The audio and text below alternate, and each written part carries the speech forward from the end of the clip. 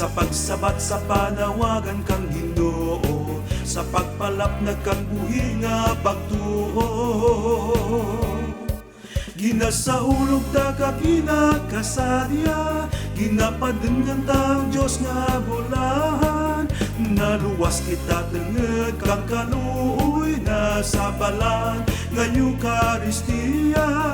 Naluwas kita tenged kang gugma na sabalan kag santos nga misa.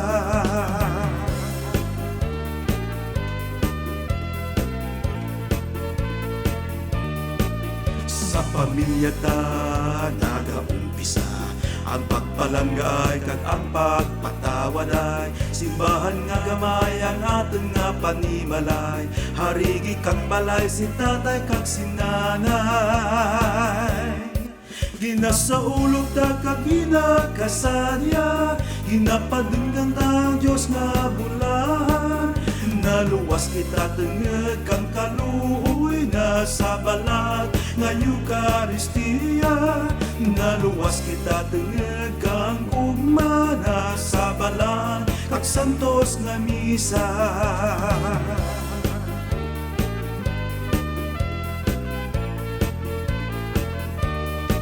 Ang pangamuyo ang aton kapatid, sa adlaw-adlaw ta nga pagpanlakaten.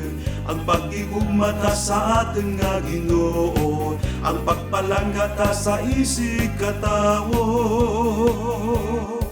Ginasaulog ta ka ginakasadya, ginapadenggan tang Diyos nga bulahan. Naluwas kita tenged kang kaluoy na sabalan nga Eucharistia.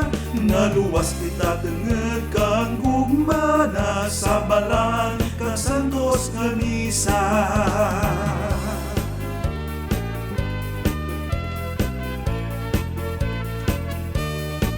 Ang mga bugto ta nga nagaantos, sa baybayan kang panghangkat kang pagbigas. Mga nalisdan sa bukid kang pagtiraw, ang Diyos magaimaw sa dalan kang kapunghaw.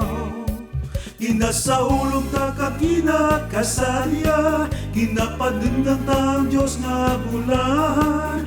Naluwas kita tenged kang kaluoy na sabalan nga Eucharistia. Naluwas kita tenged kang gugma na sabalan kag santos nga misa.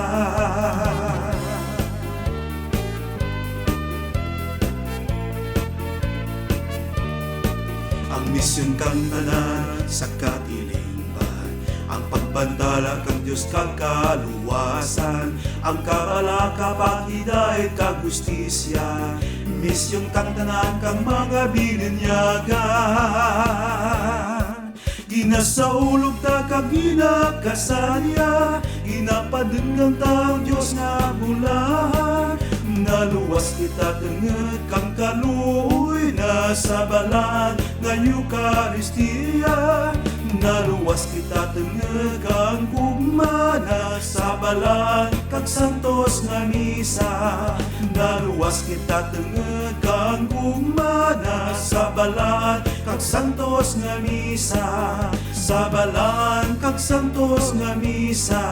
Sabalan kag santos nga misa.